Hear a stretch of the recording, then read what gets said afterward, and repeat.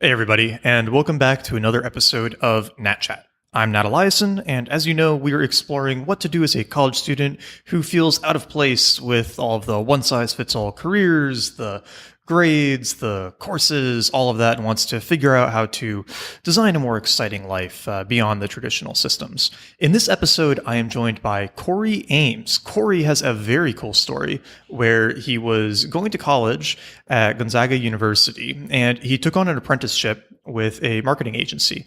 That apprenticeship quickly grew into bigger and bigger roles, and within a couple of years, he was actually running the whole company when he was still only 23.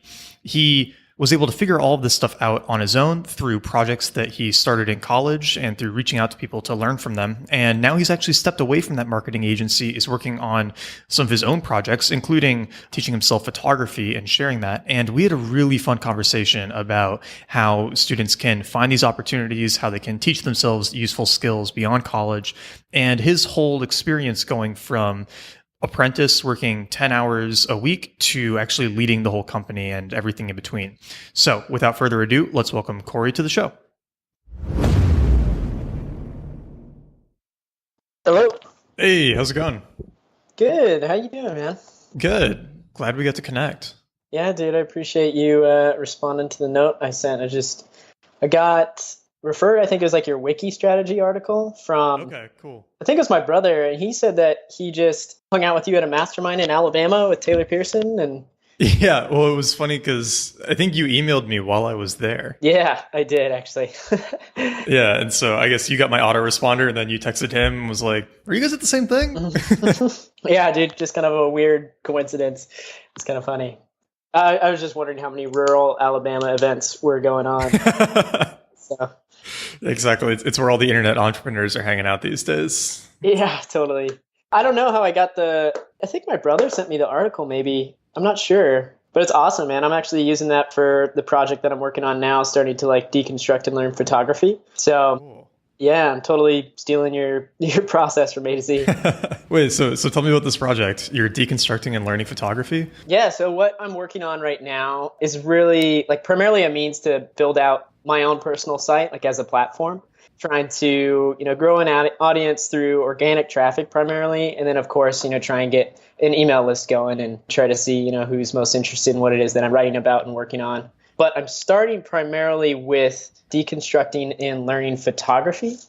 So I was sorting through a bunch of different ideas just as I've transitioned from my last work, the digital marketing agency that I was working for, to now kind of doing completely independent stuff. And I was like, I like writing. I like getting out and connecting with people that I normally wouldn't. And I as well love, learning new skills that I can then apply to something else later on. So I've always had kind of an interest in photography and creative art like that. So it seemed to be, my girlfriend has a great camera that she's let me use. So it seemed like an easy way to get in. But yeah, what I'm doing now is like documenting that whole experience. And I'm basically just extracting the process from Tim Ferriss's 4-Hour Chef, which some principles from Josh Waitzkin's The Art of Learning, and kind of like blending that together the best I can. I mean, those are both really comprehensive works on learning, so they're pretty sufficient, but kind of making my own adaptations where I feel the need, but just documenting that whole experience with the photography. So I'm in the deconstruction stage where I've just spent kind of the last month doing sporadic interviews with photographers around, I'm in San Antonio, Texas, around San Antonio, and then as well up at Austin, just because I make a few trips there every month, as well as some photographers just nationally, just who I've kind of done outreach to. So been doing interviews and just kind of had some casual conversations trying to determine some fundamentals for learning the skill. How are you finding these people and reaching out to them? Pretty just simple Google searching, at least locally. I like to look at alternative newspapers. You lived in Austin, the Austin Chronicle as an example. It's they'll have these best ofs, and for, however long they've been doing that, they'll have a top 3 best photographers, and a lot of these people have been professional photographers for over 10 years, some 20 or more, just doing the local thing. So they're really skilled. They've been in the business for a while and they're really knowledgeable, but also super accessible. So I'll find them from something like that and then just go to their website, and a lot of their email addresses are just, readily available there on their contact us page. So just kind of cold emailing that way. And then at least for greater, I haven't reached out to anyone outside the US. I kind of, after my first batch of outreach, just like I got kind of overwhelmed with responses. It was great. People were really generous with their time. It's a good problem to have. Yeah. Yeah, totally. I just went to like Wikipedia page, list of notable US photographers, and started browsing through that and seeing whose work I liked and who I had an interest in, remotely at all, or who I could make a connection with. Because I wanted to write every email personally because I knew that would help get a good response and build a good connection to start. So just same process, went to their website, found emails that way and just kind of did some cold emailing. Sweet. What have you learned so far in the deconstruction phase? I have learned the thing that got drilled into me primarily was to focus on light, understanding light and understanding exposure.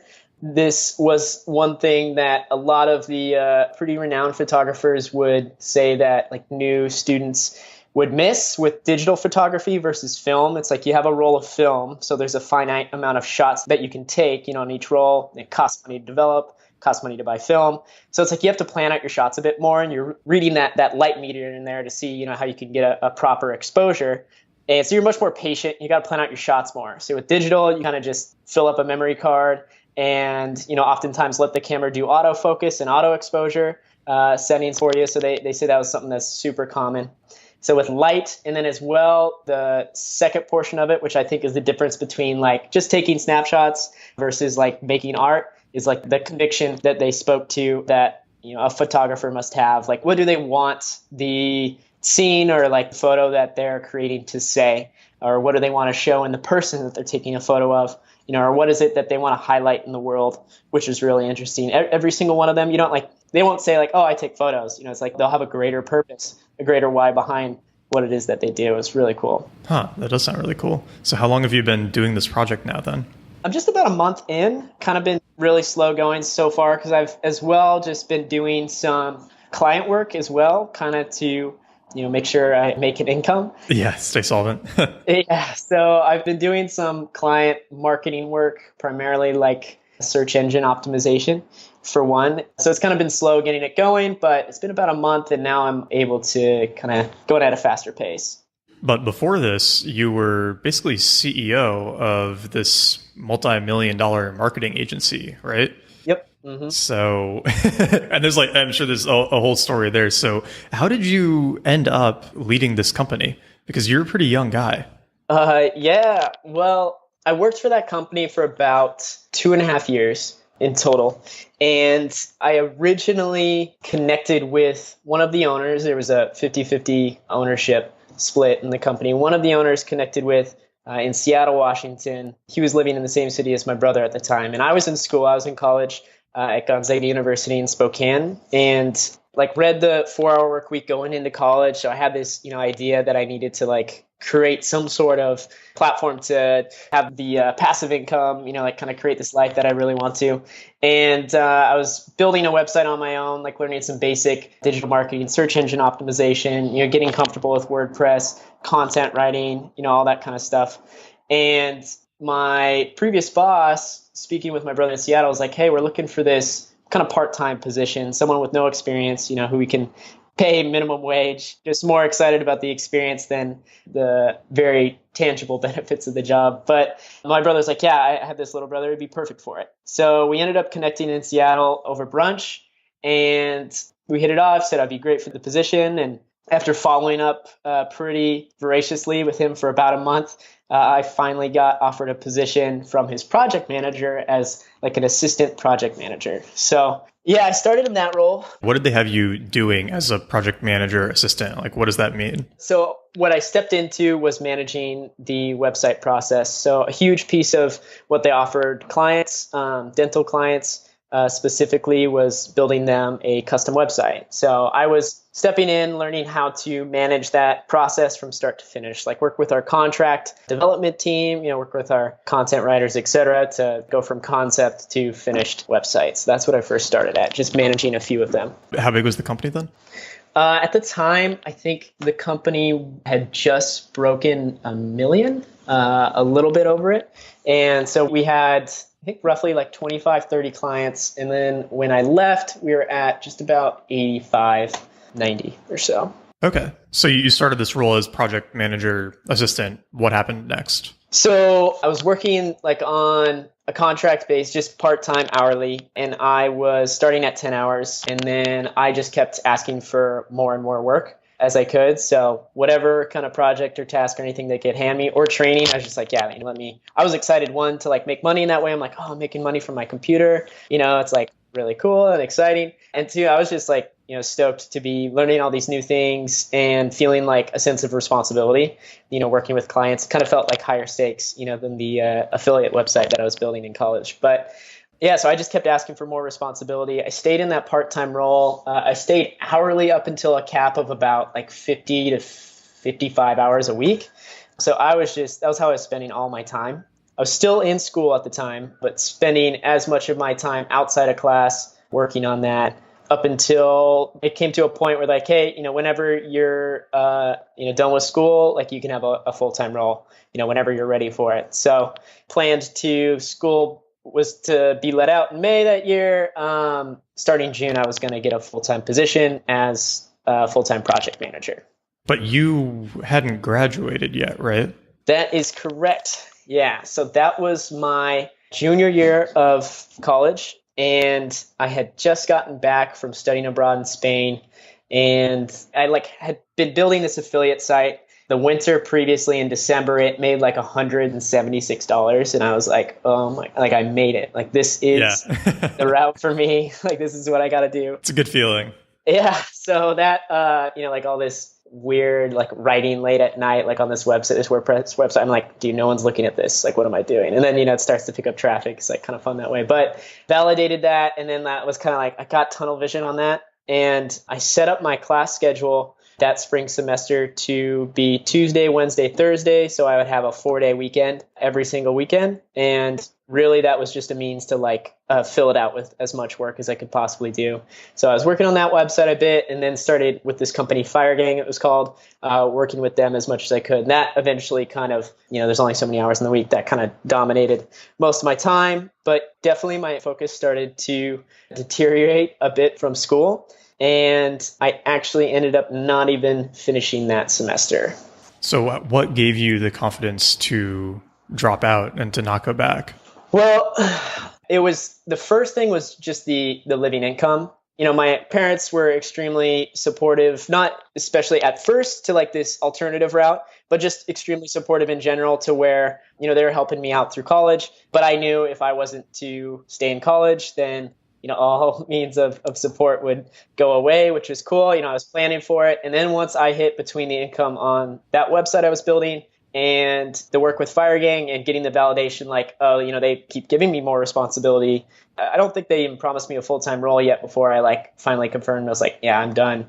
But it was primarily that income. It's like, okay, I could survive. I have an income, a basic income that could get me a place, whatever I need. I don't need the support from or comfort from the college context. Makes sense. What was the affiliate website, by the way? What were you doing with it? It was just an athletic gear review website. Yeah, so it was monetized through ad revenue based off of getting a lot of traffic from Google. And what ended up happening with that site? Like, when did you start it? How did it grow up? Do you still have it? I still have it, yeah. And it's made me for the last 2-3 years just kind of $10,000 to $12,000. And I'm starting to, as I've been transitioning out of the company to doing my own work, just kind of tweaking it a bit myself, not doing too much work on it, but just trying to, it was on a downward trend a bit, but now I'm trying to refresh it and get it back up, heading upwards. But yeah, it's been nice to have that. Yeah. Are you trying to do that with some of the photography stuff? Because the guys who do good photography content, they make stupid amounts in affiliate revenue.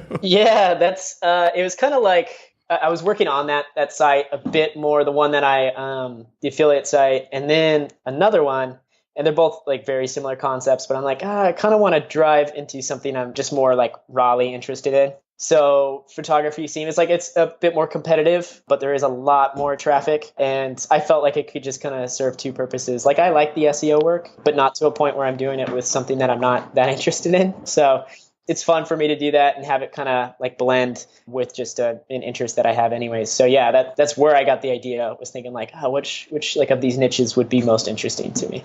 Yeah, you can blend the getting to learn something with actually having a potential financial incentive too. Right.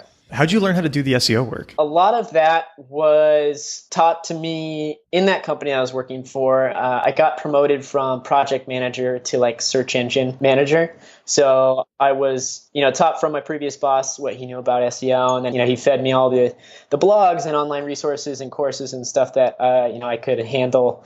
And ever since then, it's kind of just been pieced together through what I feel are a few trustworthy blogs and courses that I've taken. So just from that, out in the internet worlds. And then going out and applying it, obviously. Yeah. Testing, and trial and error, of course. So certainly have made a lot of mistakes, but yeah.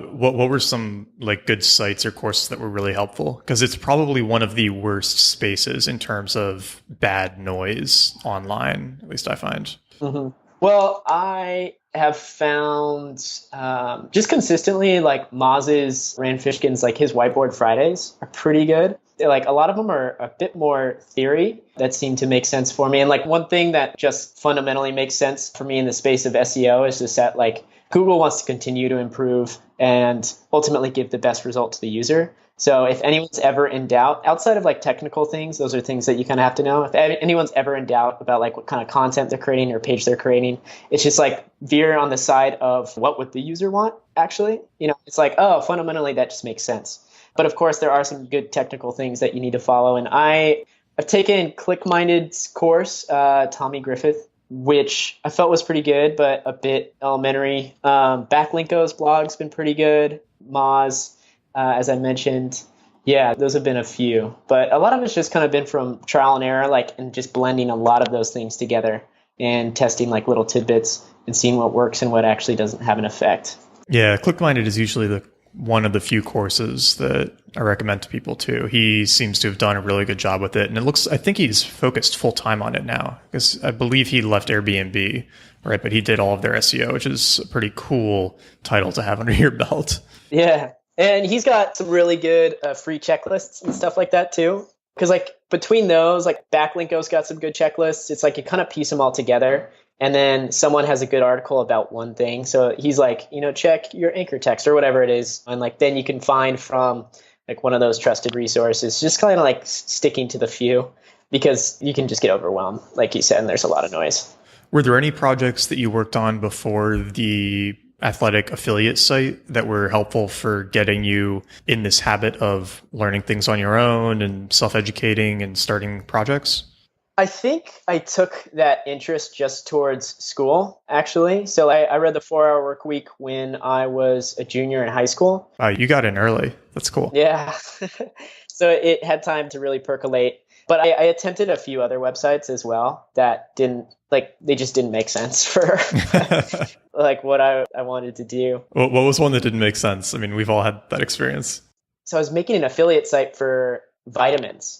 It is just like, those are like $8 purchases often, and the commission on that is going to be like 4 cents. So then it just came to a point where I was like, oh, wow, that makes no sense at all. It's not a good place to be putting my effort. Yeah. Yeah. So that one died. And then another one was just like a personal blog or something that I started in college. But I think from reading the 4-Hour Workweek and just some other resources, my older brother Casey's been like very generous with whatever he's read that he's really enjoyed, send it my way, and kind of just helped like ingrain that habit of like just picking up the next thing. And as well, like reading that book, 4-Hour Workweek, kind of like unlocked a piece. It's like, oh, like shit, I can learn whatever it is that I want to. Like I have more control over where it is that my life is headed than I thought I did. And with that, it was just kind of like, I pick up a book, like I can learn it. Like if I wanted to be a photographer, as an example, it's like I could do that, and I just need to find the right resources. So I took that approach going into college with the attempts of the side projects on the side in my spare time. And I kind of looked at my classes that way, but I think it hurt me in some ways of having a tolerance for doing things that I found like inefficient And that you didn't have a tolerance for doing inefficient things? I think I may have had more of it until like I read that book and kind of got exposed to that mindset. So if there was something that I felt was inefficient, or that I was just like, no, I just don't enjoy this, it's like, why am I doing this? I just questioned it a lot more, which, long-term vision, it's a good thing. But for the short term, staying on that trajectory with college, it may have hindered that. So what were you studying at the time? I was an international relations major, so it was really general and vague, allowed me to study language, history, and culture, and then, put me in a good study abroad program, which was phenomenal, with 2 minors in philosophy and English. Nice. It sounds like pretty similar college path. Part of why I really enjoyed switching into philosophy was that it basically let me take whatever classes I wanted. Yeah. The major requirement was so loose that you could just like pick and choose from all the other schools and kind of make up your own major. Right. I mean, which in a way that could work out really well. Like there are some phenomenal professors and they really make classes enjoyable. Make things interesting and engaging that you think like you have no idea. Like poetry. Oh man, an intro to poetry class that I took from the now poet laureate of Washington State. He's like, oh man, he was brilliant. And it just made me really love poetry. It was incredible. Yeah. It seems like you liked college. I'm surprised you dropped out. Yeah, there's a lot of things that I do like about being a student.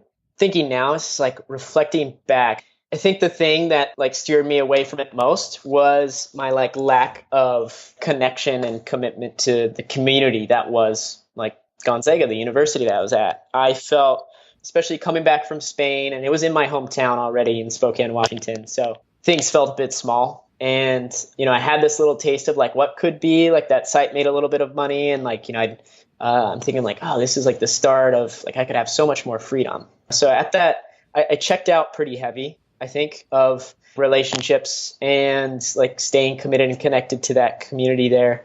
And I isolated myself rather heavily. I honestly think if I had a different sense of like connection or, more like presence with school, I may have stayed perhaps. But I mean, it's hard to say. I guess, like what happened.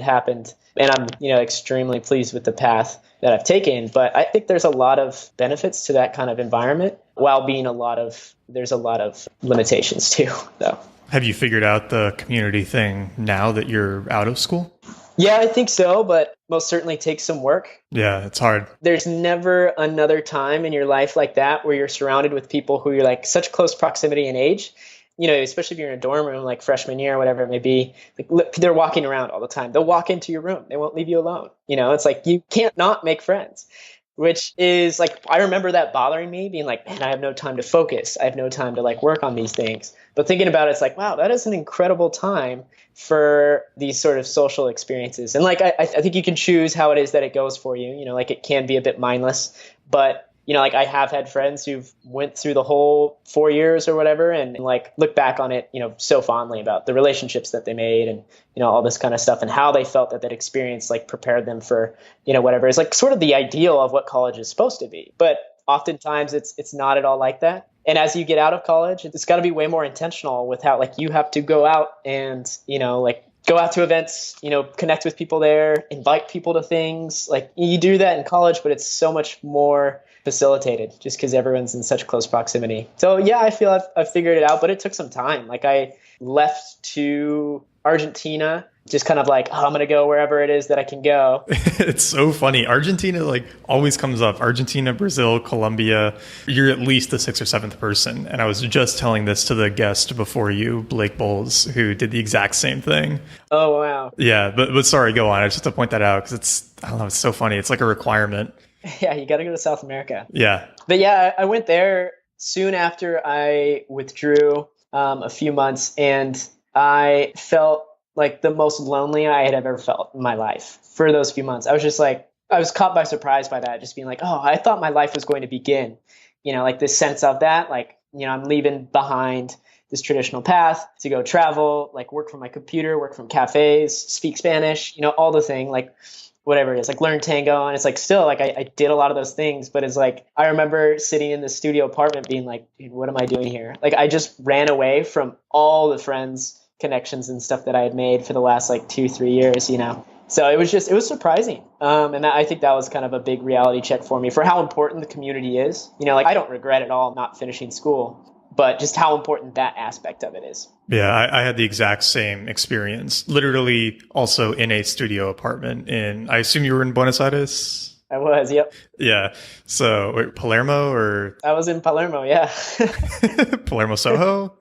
Hollywood? Soho, yeah. Nice. we just need to overlay all of our maps. I feel like we were all... Maybe the same apartment, man. Yeah, exactly.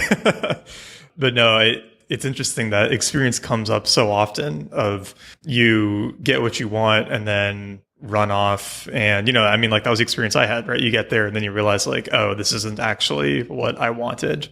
Right. But it's a fun ideal when you're striving for it. Right. Until you actually get there. So how do you do that now? How do you like create that community? And you said San Antonio, right? Yeah, well, I originally moved to Austin about a little more than a year ago. And I think that was my first like real kind of intention, like, oh, I have to plant in a place. Before that, I was just kind of bouncing back and forth between my hometown and Seattle, Washington, because my older brothers lived there. So it was free rent, and then I'd travel and like go check places out of where I could go. And as that all kind of started, like I had that realization there, I was like, okay, I'm going to travel with the intent to find some place that I want to stay for longer term. So I visited a number of different cities. My finalists came down to Portland and Austin. And then I was like, oh, Austin was sunny and Portland was gray. So I was like, okay, I'll go to Austin. I lived in Washington, so I know what the gray is like. So I'll try something new.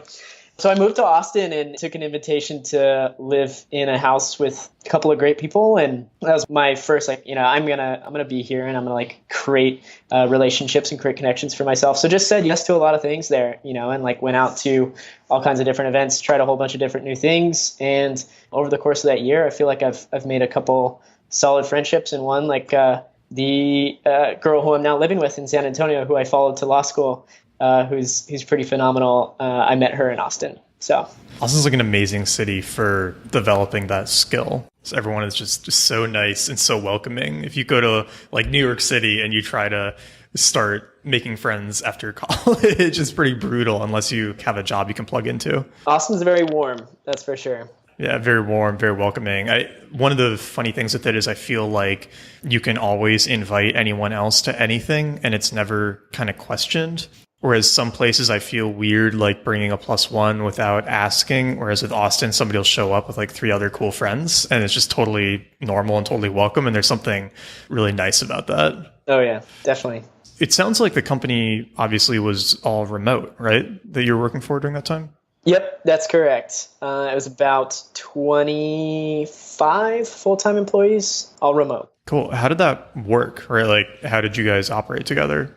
That was a challenge for sure. Was just the communication was always an issue, whether it was, figuring out like note-taking systems or things like that to where we over communicate and people just get this overwhelm with information.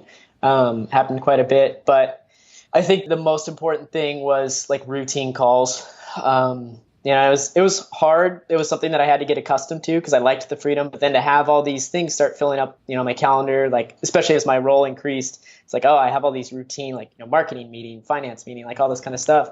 But that was critical, like having routine calls, especially where you could get on a video call. We used Skype or we used Zoom as well to make sure that we were speaking face to face, allow us to actually make some real connection, just chit chat a little bit and then, kind of get to business. But the routine was most important. And I think that's when things were most effective. If you ran a meeting effectively and, schedule or created a plan of action effectively on the call, I think that's like the best bet. It's when everything else, because there's so many applications and everything and like note-taking systems. And I think it leads to overwhelm for sure. But you were able to manage working and traveling pretty easily, it sounds like.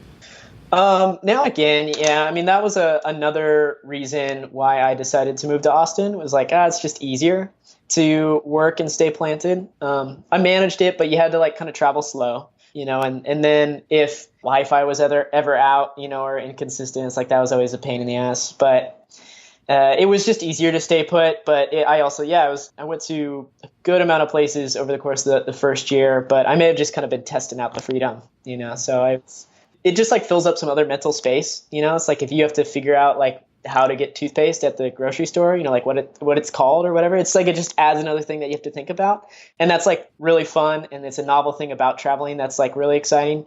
But it depends on what you want to focus on.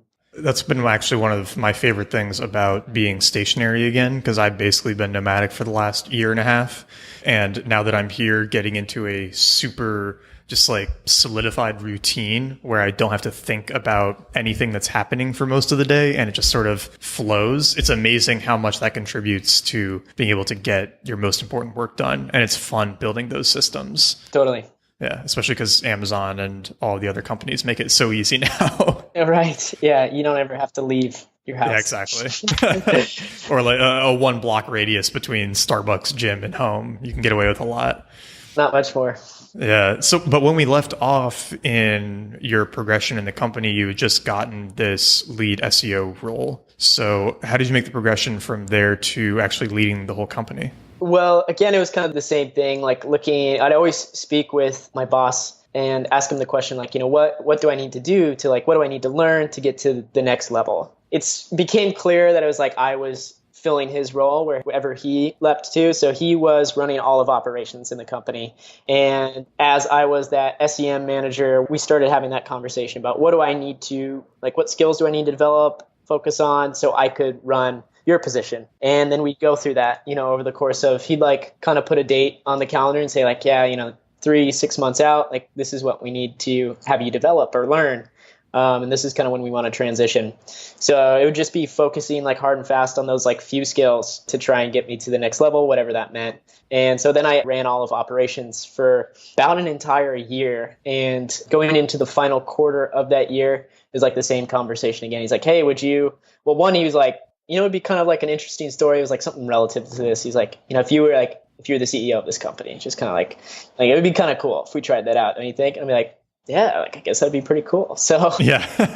it was the same conversation there of what needs to be developed, what needs to happen. And as well, since the company grew, it's who do we need to get on board for that to happen? Because you can't just put can't just place me in that role. Kind of has to be pretty strategic, especially with an ownership split. But that was a conversation we had there. We got key people on board for it over the course of that last 3 to 6 months of that year. And then about December of this last year, I stepped into that role, CEO, and he moved on to kind of being more of just an owner, advisor position and starting another project of his own. Cool.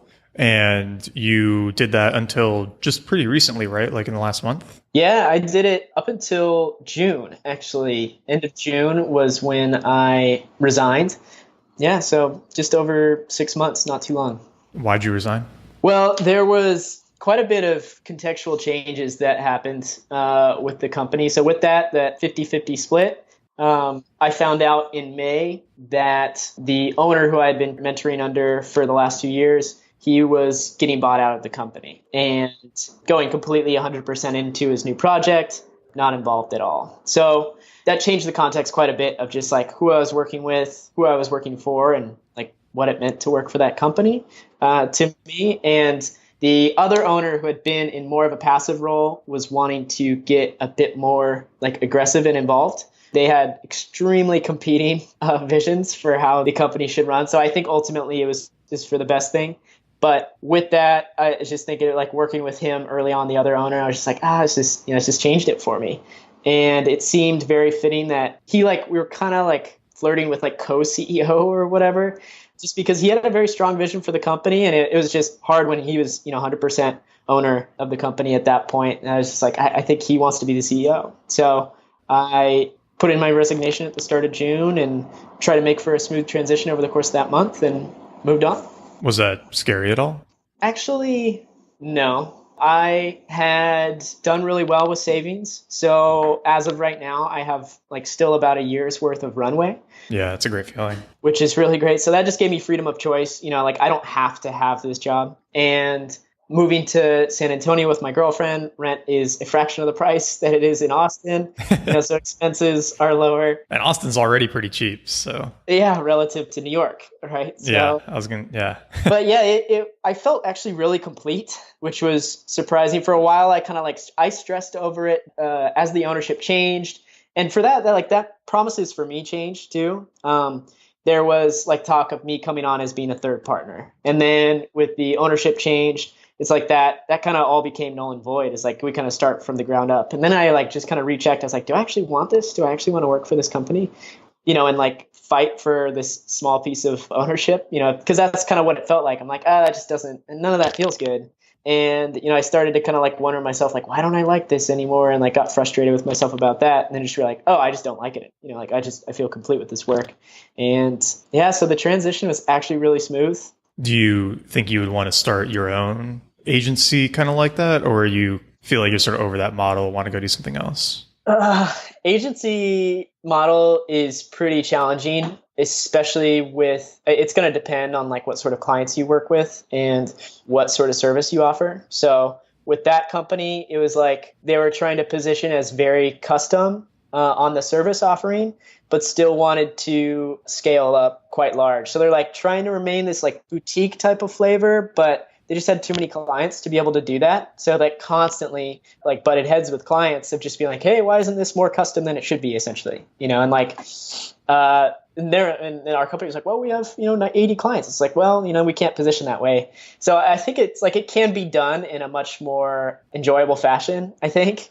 But I have no interest to like build a large agency. I actually do enjoy working with a handful of clients. I like growing other people's projects that like I enjoy. It's fun for me too. Yeah, it is fun. And like you get to talk with people about something that they're wholly passionate about. And you're like, hey, here's what I could do for you. It's like very exciting. So what seems really, really good for me right now, at least until maybe something bigger comes up, who knows, is like this sort of like building out a platform of my own site. Through like my writing and whatever it is that comes to, just like seeking out interesting projects and then working with a handful of clients, no more than like probably 3 to 5. Really, one, just to like keep a solid income coming in, but two, it's just like it keeps my skills sharp and I like it. I like that sort of like small, because it can be super custom, if it wants to be.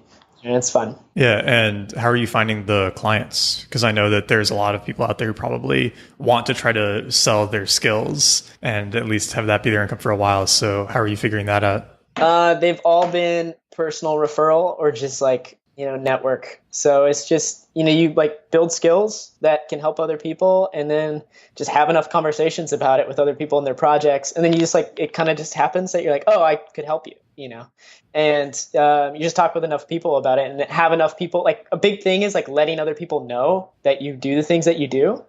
Like I've actually, a really good book is like Getting Everything You Can Out of All You Got.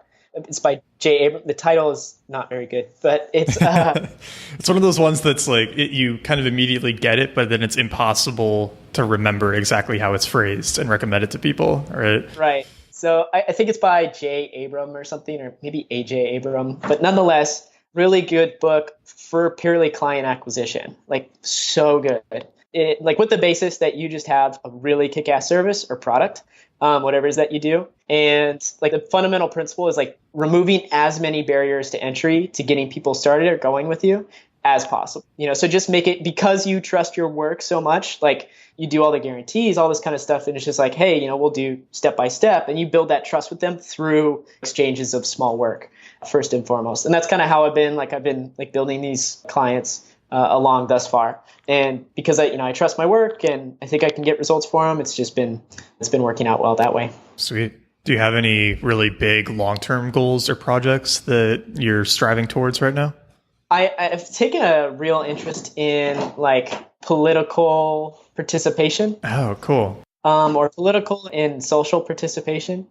Just with like, I feel, especially in entrepreneurial circles, I feel like I have a lot of really brilliant, capable friends who I see, like, I feel, and it's just, my opinion or my judgment is that like they're working on a small widget or something like that. And I'm like, you are one of the smartest people I know. Like, how do we figure out how to eradicate poverty, or something like that. Right. But that's like a huge kind of grand thing that, I have an interest in somehow affecting or seeing how it is, like where that lever is, that I could pull. And I actually feel that this first project of like immersing myself more in the community and industry of photography can be a way of me highlighting like my own participation a bit more fully. So that's like the larger thing that I have a desire to touch on. I don't know how it is that I make the connection just yet, but I feel like I'm starting with the smallest thing possible, which is like a project like this. And hopefully these efforts begin to fund themselves to kind of allow me to do more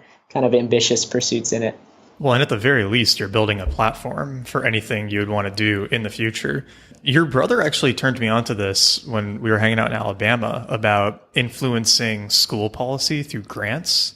Like, I just think that was such a cool idea. And there's so much opportunity for entrepreneurial people to like have some influence, especially on the state and local level, where like getting involved in national politics is its own whole mess, but there's so much less competition at the more local level. And if you have some money through other projects, I feel like you can get a lot done. And you're exactly right. There's a lot of really smart people out there who are not even thinking about doing anything political, which is, I think it's kind of a new phenomenon. I feel like historically people were way more interested in politics if they were coming from good schools. And now that's all switched into like tech and investment banking and consulting for the most part. So yeah, I don't know. It's kind of cool. I think public dissent is like at its highest right now. Yeah. Well, and distrust in politics and in the whole system, right? It's all a mess. I don't know. My solution has just been to remove myself from it as much as possible and make it impossible for the news to get to me. But I feel like, I don't know, it might be better to. It's hard. Man. It's really hard. Yeah, it is hard. Need more people like you who actually want to get involved and fix the damn thing. Thanks.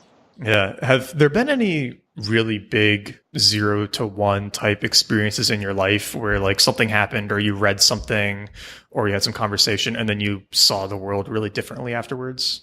It could just be a book too. Yeah, I think there's been a few of those books. Like I'd say The 4-Hour Workweek is one. It's like one of the first things that comes to mind. I also think just generally like traveling does a lot of that to me. Like my first experience studying abroad in Spain, like living with the host family, speaking Spanish that way, and then continuing to travel always seems to do that to me. It's like this largeness that like I wasn't exposed to before that kind of has like a lot of my smaller problems seem very insignificant. I think resigning from this last position in this company, like I had a completely different, I think, perspective on myself. And it's like this transformation that I felt occurred over the course of the last 2 years.